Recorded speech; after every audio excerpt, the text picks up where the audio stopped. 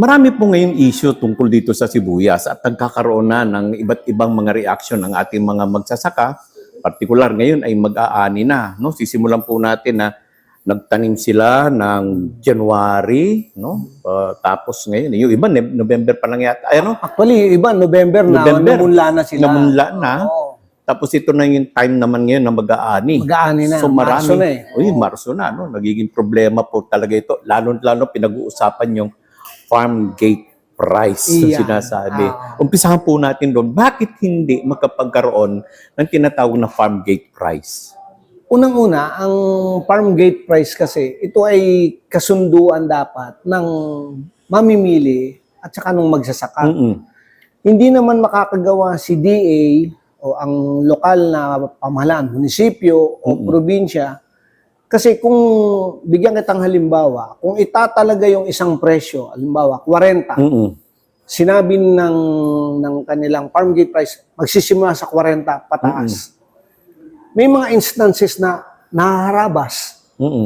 Maraming kagat yung sibuyas. Tapos sasabihin ni farmer, 40 ang usapan eh. Ang farm gate price, 40.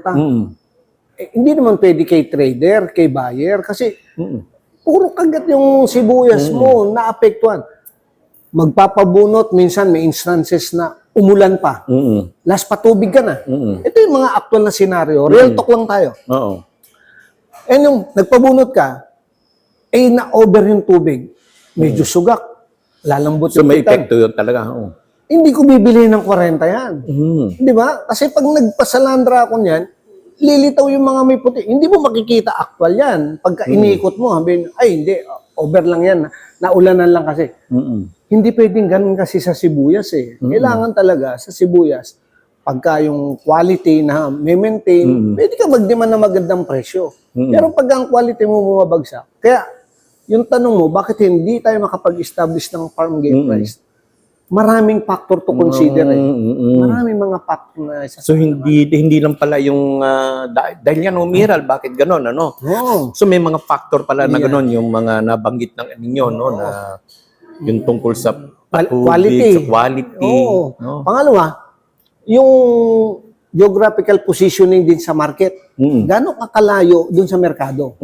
Meron pang factor yun? Halimbawa, ang taniman ko nasa Nueva Ecija ako. A step ahead lang ako sa Metro Manila. Ikaw nasa Mindoro. Ang bilihan dun sa amin eh, 40. Ito lang ang gastos ko. A step ahead lang ako sa Metro Manila. Okay na, dispose ko na. Ikaw manggagaling ka ng Mindoro. Hindi, ako mamimili. Hindi kita bibili ng ganun kasi may add-on na expenses ako. May dagdag ako. Sana maintindihan din na sasabihin, bakit ay ka sa Region 3, ganito na ang presyo? Ay, bakit dito sa Mimaropa, bakit hindi natin magawa sa Mindoro? Yun din, i-consider din natin. No? Kasi may add-on naman. Kahit ba ikaw mamasahe ka ng papuntang Abra, saka mamasahe ka ng papuntang Sablayan lang, alin mas mahal? Siyempre, yung Abra, di ba? Di ba? O, so, yung, din yun, yan. yung ano. Oo. Plus yung nalalamog din ng sibuyas. Pagdating doon, sa Salandra ulit, bago ibagsak sa merkado, may mga lumalambot na rin.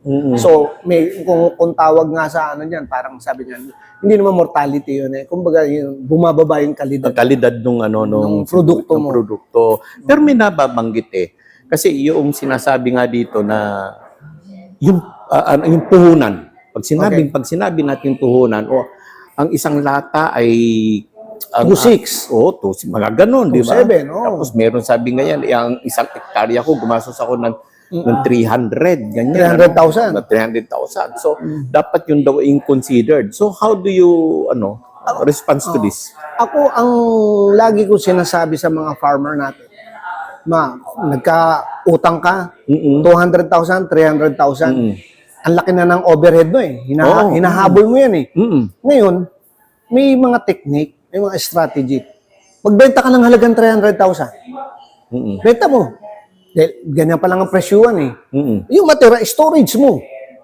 Dahil sabi ko nga kanina, so dito pag tumigil yung production, dahil tapos na, nakapabunot na lahat na nakapasok na sa storage, ang mga buyer ngayon, Metro Manila, Visayas, market natin, sa storage na pupunta yan. Ngayon, yung storage, kukontakin ka ngayon. Si farmer na Mararo, meron siyang 2,000 red bag. Ang presyo na ngayon, nung binili ko siya, 40. Ngayon, 60 na.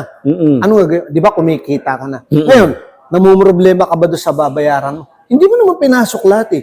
Nagbenta ka na ng... para pambayad mo doon. Yun yung mga isang mga dapat na option. At pamamaraan na rin. Kaya na si farmer, siyempre, ang isip niya, magbabayad pa ako sa storage. Kumita lang ang storage. Yan, siya lang na.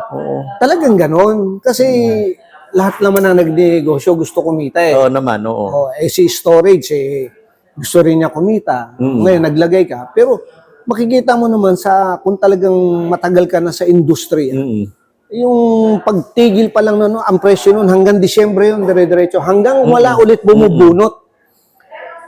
At ang nangyayari lang naman yan, para mapigilan yung presyo mo na magandang kitaan, kung dumarating naman ang imported. Yun yung nangyayari. Yun, imported. Nabanggit na yan. Nung nakaraan tayong nagharap, nung ilang years na yun, Parang kailan lang? Dalawang cropping, dalawang tagsibuyas. Dalawang tagsibuyas. Dapat na-discuss na natin ito, yung tungkol dyan sa mga imported. So, how do you find na wala ba talagang imported ngayon? Kasi nabanggit mo kanina doon na ang imported na nakikita ngayon dyan, yan yung mga sabi nga sa DA, lagi rin tayo laman ng DA, natin ang usapan. Yan yung mga naipit sa storage. No? Ibig sabihin, may natira. Okay. Mga remnant na lang yan eh. Tira lang yan nung nakaraan pa na importasyon.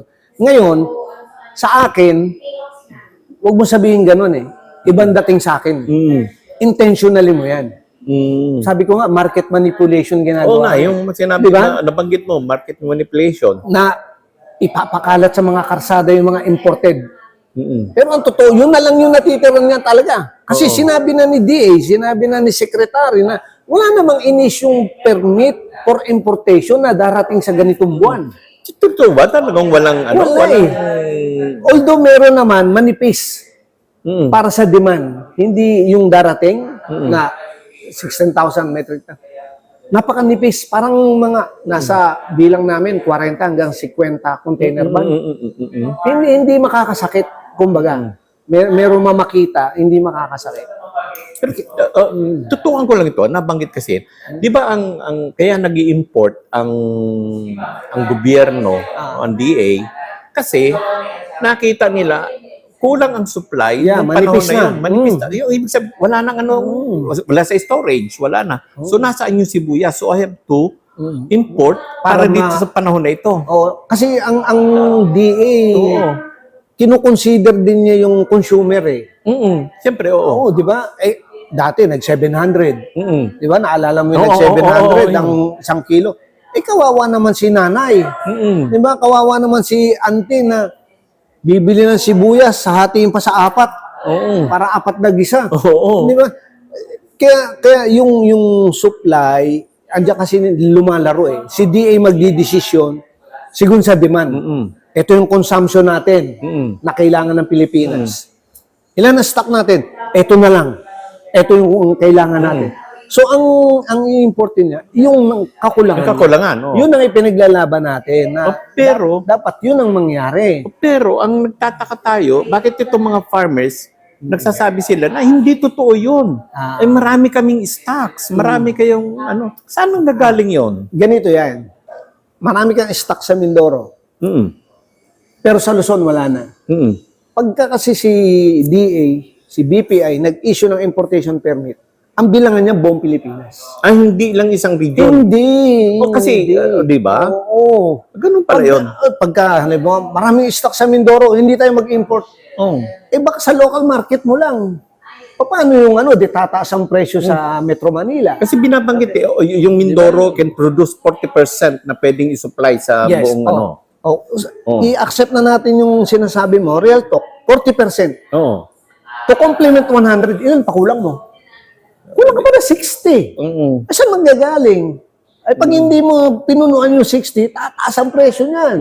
Kawawa na naman ng mga consumer. So mag-i-import ng 60%. Dahil ito yung 100 na demand mo. Yun ngayon ang ibabangga ngayon dyan. Kailangan mo 100, ito yung 100 mo. Kasama yung 40 natin. So dapat siguro ay talagang close monitoring yung lahat ng mga Yes. pag ito yung expected na aanihin nitong panahon na ito. So dapat itong mga farmers magsabi din ng totoo. Correct. Ito na totoo ba 'yon na? Ang nangyari minsan ganito pag nag-ikot ang mga MAU office, ang mga technician, pati ang agricultural extension workers natin, mga AEW, pupunta yan. Ilan lahat tanim mo? Sabi, tanim ako 10, pero ang tinanim niya 20. Oo. Di ba? Meron naman na nag-exaggerate para lang magyabang. May tanong ka, ilan tinanim mo? Sabi na, nagtanim ako. Sabi niya, 50 lata. Pero ang tanim niya 10. Kasi, sigun yan sa kapital Nakita mo naman yung presentation kanina. Ang 1 hektarya, umaabot na ng 250,000. At kung pautang pa, aabutin ka na ng 300,000 para sa mga incur na mga interest. Ngayon, kanina habang ginagawa yung presentation, nakikinig ako na mabuti. Papaano ang approach natin na ang mga farmer hindi mabigatan dyan sa interest rate? Baka naman pwedeng, ito naman, mapag-uusapan, maipapine-tune pa natin.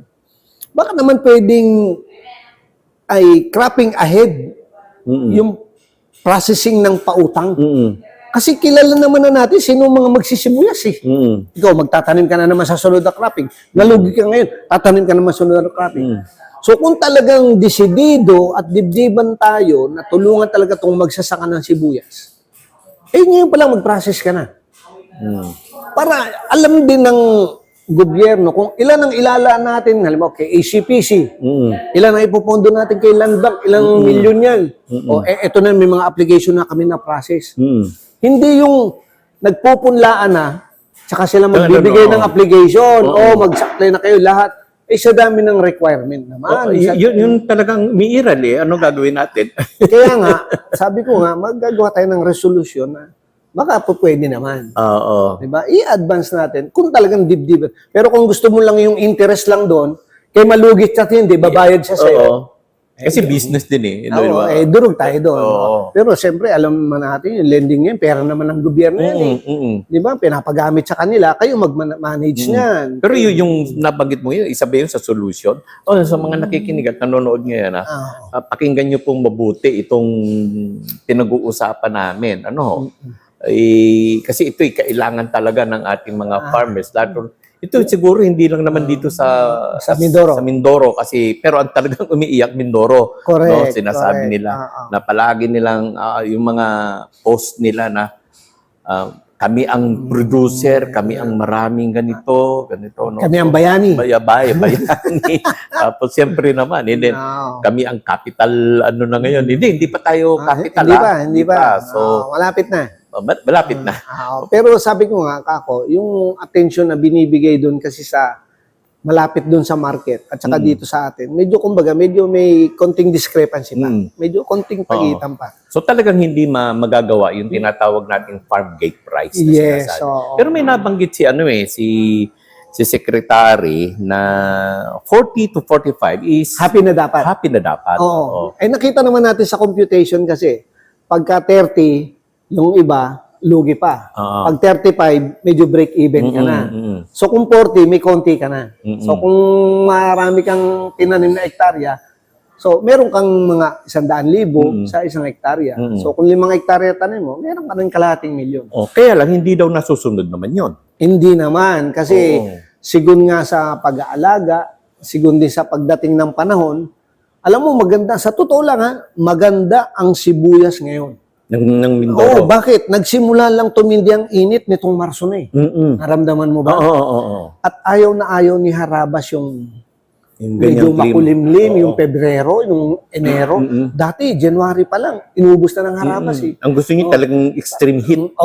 Kasi mabilis pumutok yung mga itlog niya. Nadali siya mapapisa. Isang bunch na gano'n, 200, 400 yun Pag pumutok yun, ubos agad yung napisa yun. Nung nakaraan taon yung ganun na nangyari. Yan.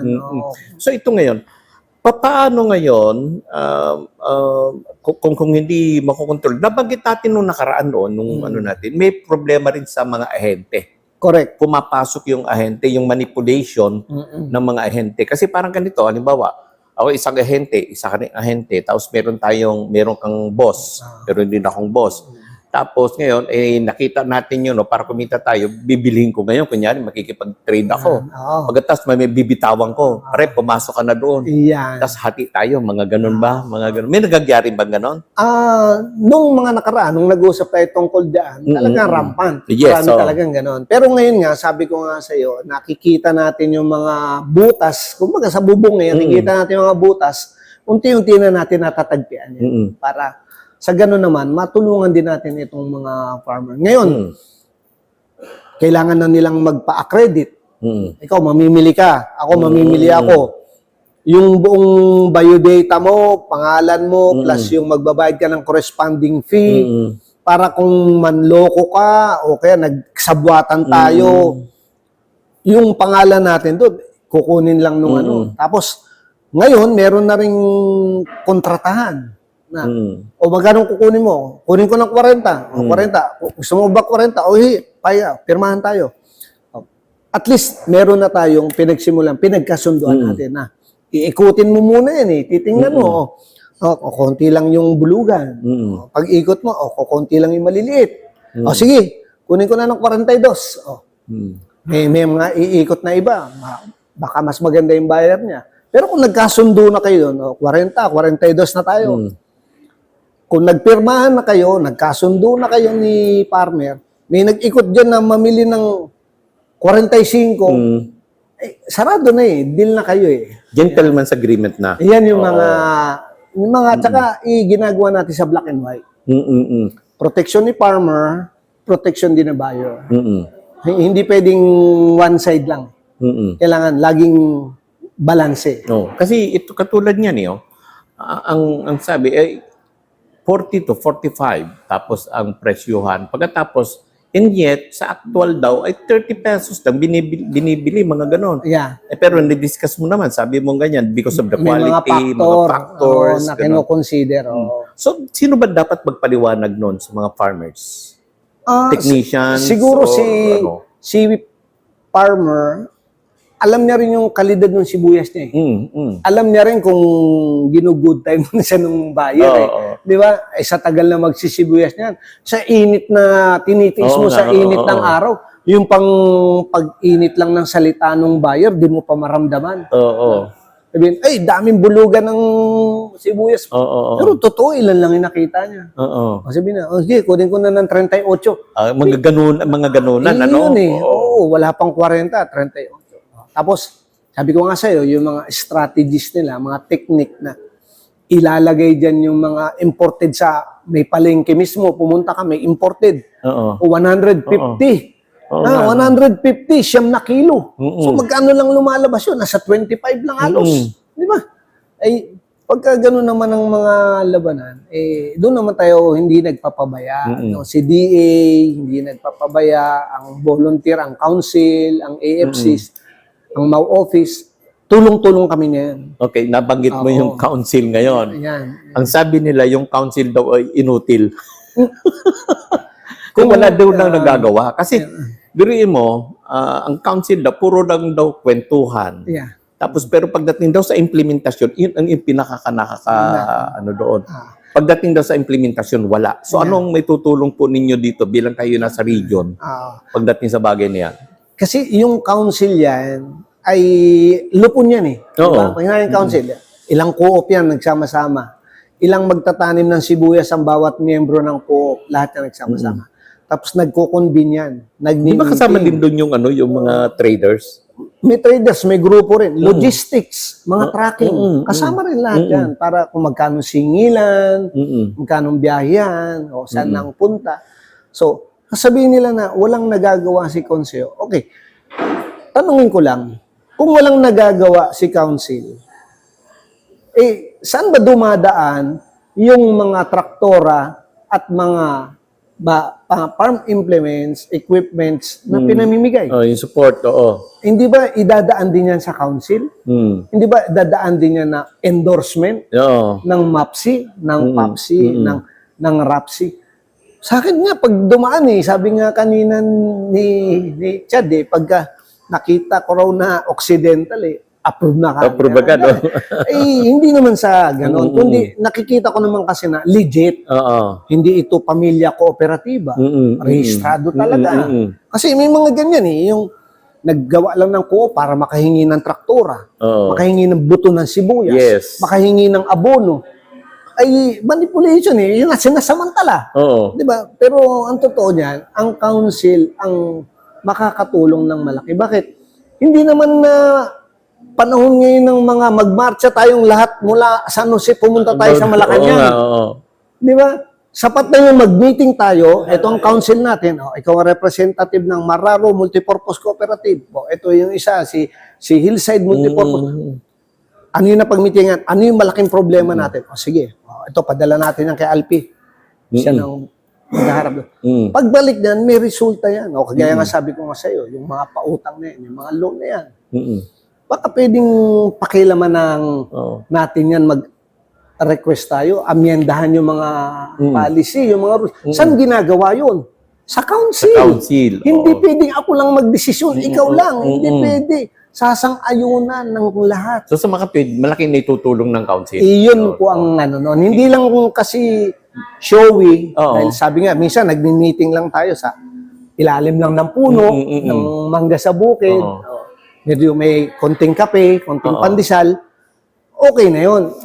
Yun ang hindi tayo kasi yung showy na, nagpa-meeting kami, nagpapunta kami doon. Wala tayong ganun. So may factor na itong mga lalo na kasi sa social media ito na. Ayan, may mga bashers. Mga basher, nagpo-post, gano'n, na kesyo. Bakit dito sa amin? Ganon. Yeah. Nagsabi pa nga doon sabi nga, di kay Mararo ka magbenta. Yung Sa- ganon Nag-react ako doon. Sabi ko, buyer na pala si Mararo. Trader na pala si Mararo. Kala ko yung tagapaghatid balita namin ito sa lahat. Yun na May nga, buyer na nun. So, ibig sabihin, ay dapat, kung may ganun mga problema, wag nang ilabas. Para sa akin lang, pwede namang ilabas sa social media. Pero dapat yung identity para at least matutukan ng, halimbawa, mayroong isang nag-post. Hindi mo naman alam kung saan mo i-address yun. Correct. Kasi in general, General. Nahirapan din ba kayo sa ganun? Ako talagang sabi ko nga sa'yo, sa tagal na natin magkakilala, nagtutulungan tayo para maabot natin ang advokasya natin. Minsan, unfair na nga yung social media, bakit nung tumaas ang presyo ng palay, wala ka naririnig. Yun. Dapat naman magsabi rin sila, salamat naman sa DA at magandang bilihan ng palay dito sa amin. Salamat naman at maluwag ngayon ng NFA. Wala kang marinig.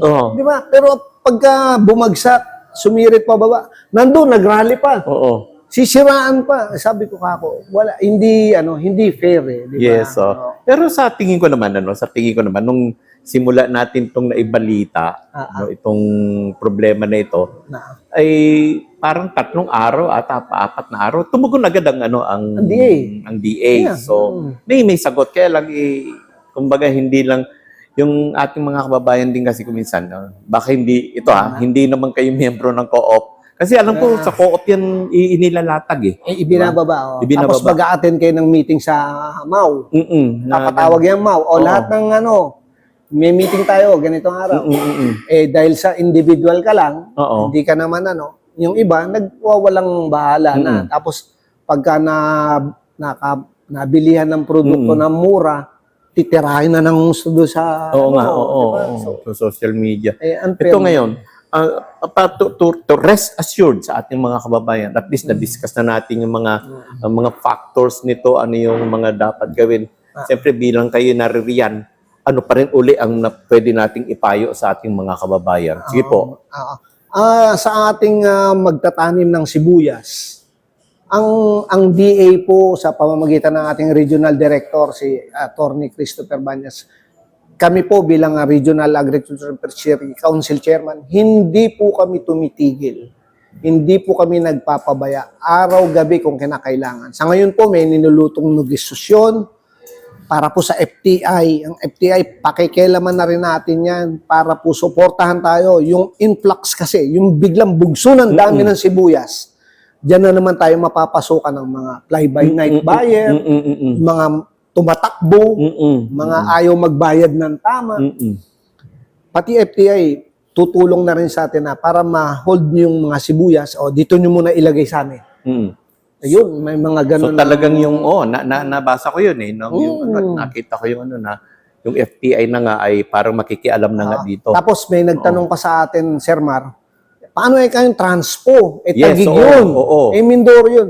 Nag-usap din kami ni attorney, ni Red, ni Director Banyas. Sabi niya, Alfie, anong marerekomenda mo?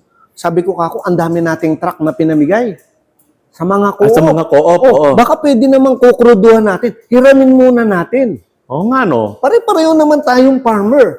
Palay kayo, wala naman kayo masyadong hahakutin. Magmamais kayo, binigyan kayo ng truck.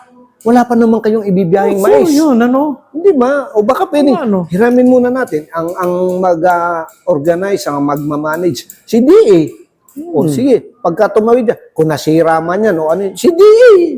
Pwede sa kanya, sa kanya naman galing yan kasi, eh. baka naman kasi, nabanggit mo nga ganun, ano? Baka naman ang mindsetting ng mga co-op natin, basta mais namin to nakuha, pang mais lang namin ito. Ang sabi nga natin, paano kung in the event naman na may problema yung mais, yung magsisibuyas ba, hindi tutulong sa'yo? Oo. May problema si sibuyas ngayon, tulungan muna ni Mang. So, yan ang Oo, yan ang dapat. yun po yung, huwag natin alisin yung bayanihan. Tulong-tulong po tayo, ups and downs. Kung bumagsak man tayo, sama-sama tayo. Kung umangat tayo, sama-sama tayo. Yes. Walang iwanan. Walang iwanan. Ang alam mo, kaya tinayo yung co-op because of the people empowerment eh. Yan. Isa yan, di ba? Palakasin natin yung samahan ng mga Mga So, magsasaka. So sa ngayon ay ang sibuyas natin ngayon, itong conservative onion Balat sibuyas nga daw eh. Maramdamin eh. maramdamin, no. Pero sa ngayon, rest assured ay unti-unti sigurong matutugunan na natin, maayos. Tsaka napakaganda ng ikakrap natin ngayon eh, di ba? Yung mga buyer, trader, kukuha sila ng accreditation. Accredited kang mamili sa probinsya na to. So, kung may susulong talaga yon. Malaking bagay eh. Kasi meron naman dyan yung manggugulo lang ng presyo. Oo. Di ba? Taga ibang probinsya, pagdating dito, mamimili ng pagkataas-taas na presyo. Oo. Tapos aalis. Oo. Di yung mga farmer, hindi, nagbenta nga si Juan eh. Yun. Totoo yun. Si Juan nagbenta nga 70 ang bili sa kanya eh. Pero ang tanong, ilan lang yung binili? Tapos, papababainan niya ngayon yung mga tao niya. Masisira na yung sibuyas mo. Ang kuha lang namin, 40 lang. Ibang mga ganun. Isa yung diba? sa manipulation, mga ganun. Ang totoo naman yan, ang mga buyer na malalaki, hindi naman bumababa eh. Oo. Mga ahente lang nila, mga tauhan nila yan nakakausap natin. Ayun. Pati ngayon yung ahente, may accreditation din. Kailangan talagang may ID. Kung maaari, tingnan. Iyan, babantayan natin. Be observant yung maging observant yung para kung, farmers. Kung nagsarahan kayo ng deal, may papel kayo, pinirmahan ninyo, pwede ka magreklamo. Pinabunot ko, 3 days, 4 days, hindi pa bumalik. Sino ba yun? Ito, pag tinignan ngayon doon sa files, si Mararo pala yung ahente na to na pumunta. Tinakbuhan tong So, na siya? Ban? Pwede siyang maban. May penalty pa nga tayo na tinatalakay. Pwedeng ma-blacklist na siya. Hindi ka na pwede mamili dito. Dahil ganyan ang trabaho mo. Yes. So, little by little, na maiayos natin yung sistema ng bilihan, sistema ng protection sa mga... Pero yung mga programa natin na previous na, tuloy-tuloy naman. Tuloy-tuloy lang. Nagbibigay tayo ng libreng buto ng sibuyas. Meron tayong mga abono na kibat, di ba? Meron din na krudo, mga... Siguro nga lang, dapat sumunod tayo lahat dun sa proseso. Sa pulisya, nakarehistro ka ba sa RSBSA? Yes. Na meron ka ba doon na accredited ba yung co-op ninyo Co-op ng nyo. DA accreditation, di ba? So, kung mga sasaalang-alang natin ito, palagay ko, Maayos. magkakaroon man ng problema, napakaliit na lang. Oo. Eh. At saka kung yung very minimal na yon at saka madali ba pag-uusapan?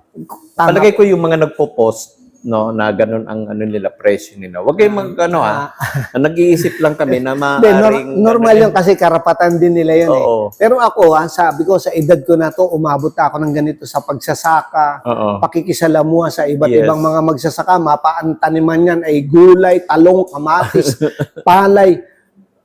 Ang hinahanap talaga lagi nila yung kasiraan ng gobyerno. Oo.